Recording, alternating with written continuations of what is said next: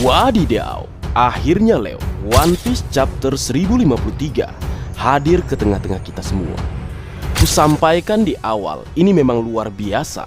Dan untuk spesial review dengan puisi dan mungkin sedikit pantun, kalian tunggu saja ya Leo. Insya Allah akan kubuat setelah kita dapatkan versi gambar manga yang lebih jelas atau yang tidak menyakitkan mata.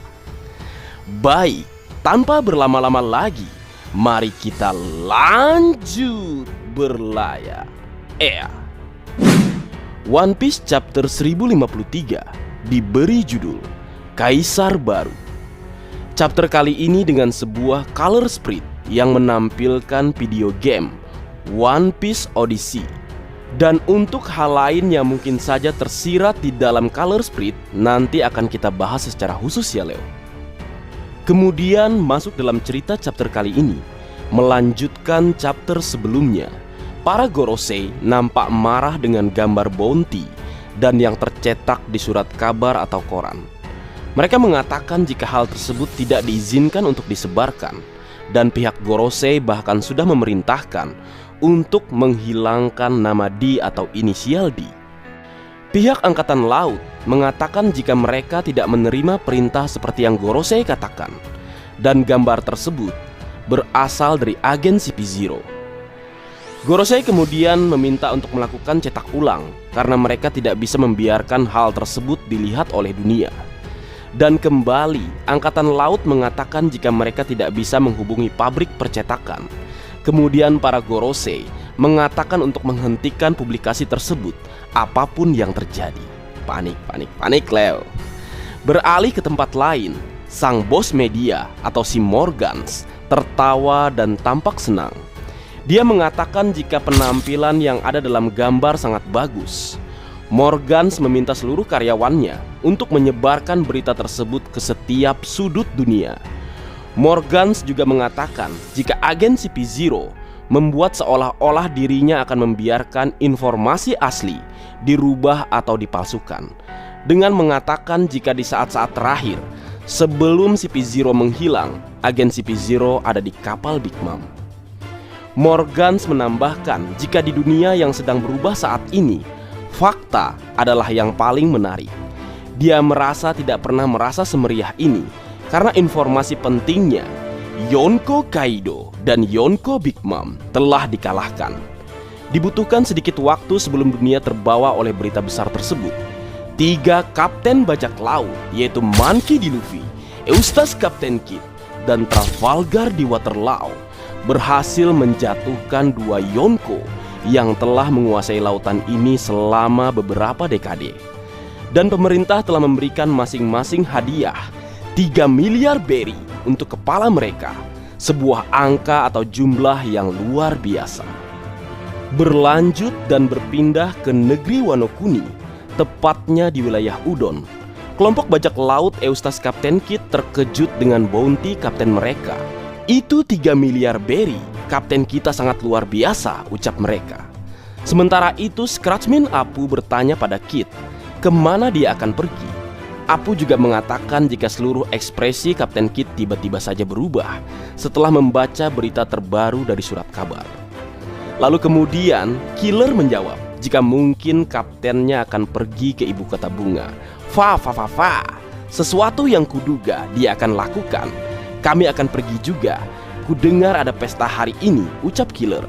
Dalam hati Killer, bos gua bakalan ngamuk nih.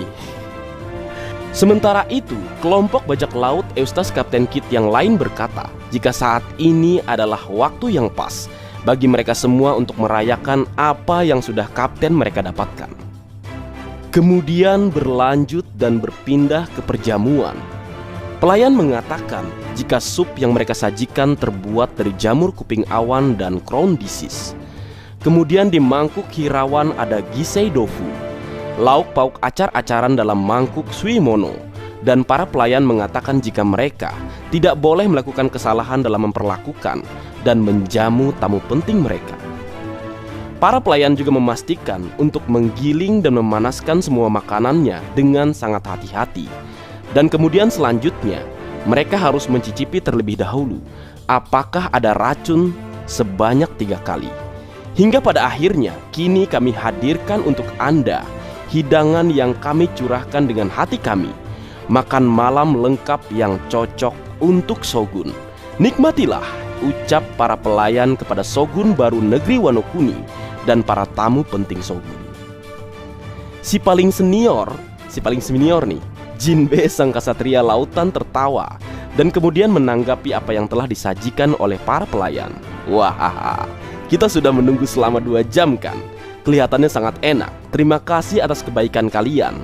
Dan sepertinya di luar semakin ramai ya, ucap Jinbe. Sementara itu, dalam suasana festival yang kembali berlangsung, warga Wano Kuni nampak bahagia karena semuanya gratis, benar-benar gratis. Kemudian kita bisa melihat trio Luffy, Yamato, Chopper yang juga nampak bersenang-senang dengan kemeriahan festival.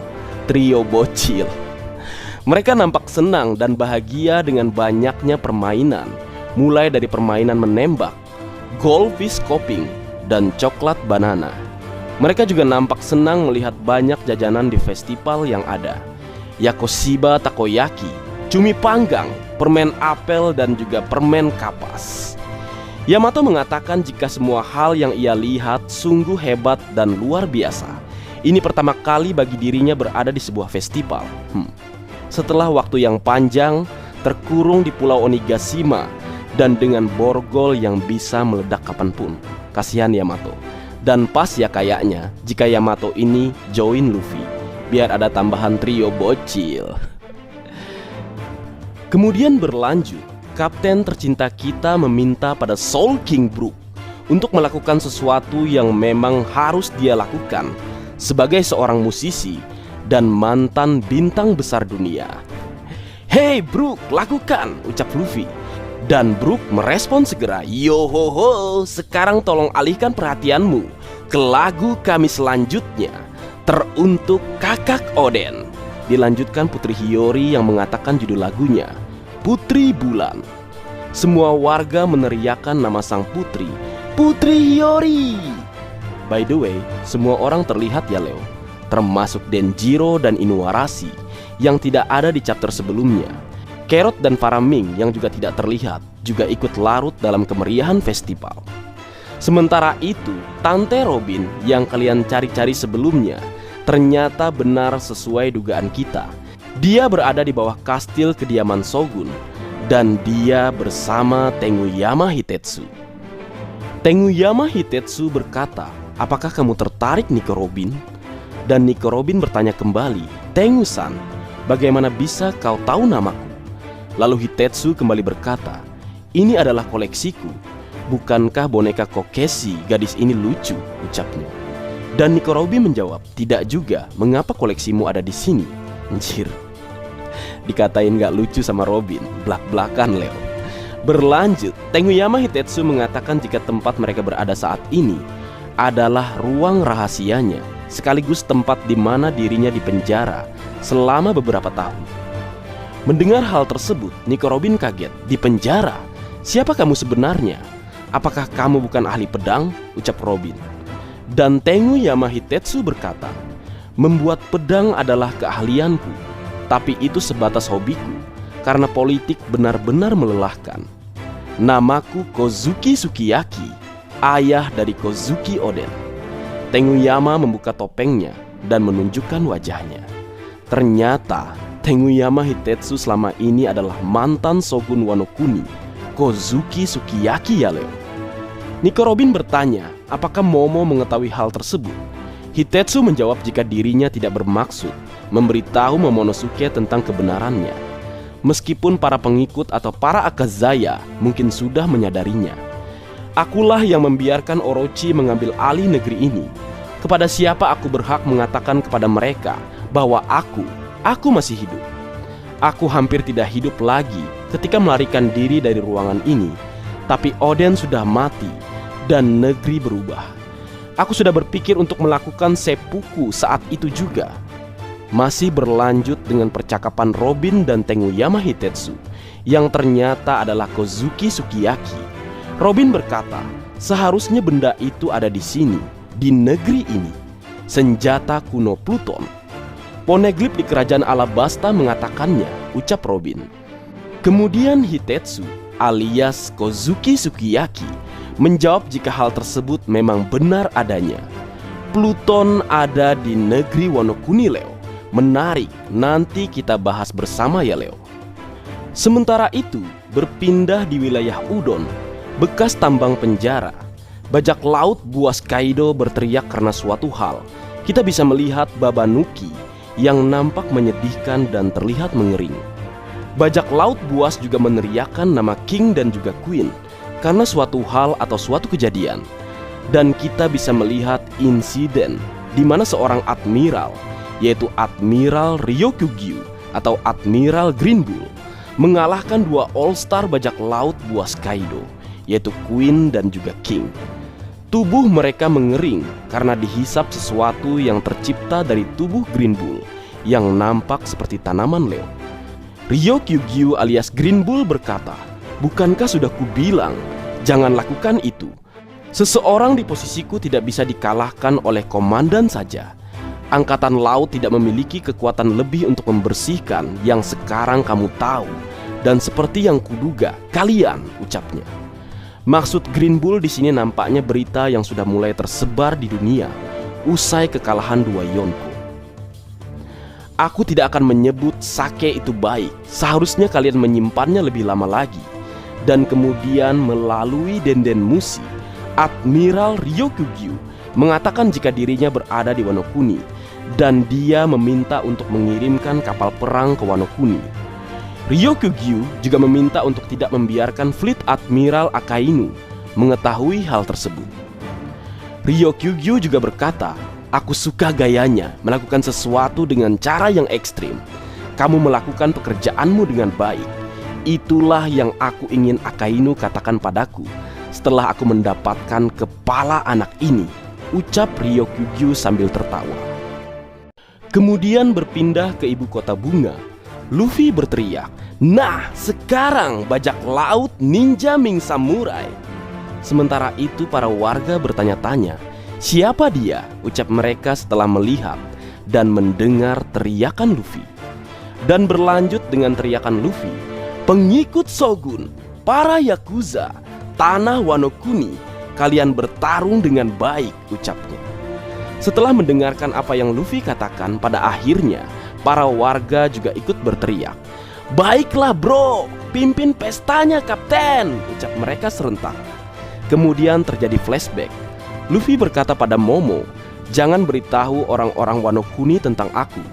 Dan Momo bertanya, "Tapi kenapa? Kamu pasti akan diakui sebagai pahlawan," ujarnya.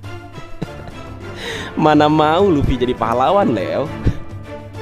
Dan kembali ke masa saat ini, di dalam festival yang berlangsung, Luffy dikagetkan dengan kemunculan Eustace Kapten Kid. Kid berkata, "Mugiwara, jika aku membunuhmu di sini," ucapnya. Sementara itu Luffy berteriak, "Jabrit!" Macam-macam aja ngasih nama orang. Kita bisa melihat momen juga di mana Luffy dan Kid saling berangkulan, melayang di udara atau melompat di udara di atas festival yang berlangsung. Sobat baru kah ini? Para warga berteriak, "Kembang api akan datang," ucap mereka. Kakek Hyogoro the Flower juga berkata, "Bajak laut adalah sekelompok orang yang mencolok, bukan? Aku belum pernah melihat pesta seperti ini. Besarnya luar biasa," ucapnya. Semua orang larut dalam kemeriahan festival yang berlangsung. Kemudian berlanjut, Eustace Kapten Kid marah kepada kapten tercinta kita. "Apa-apaan kau membuatku terlibat? Lihat ini," ucapnya sambil menunjukkan surat kabar. "Aku datang ke sini untuk membunuhmu.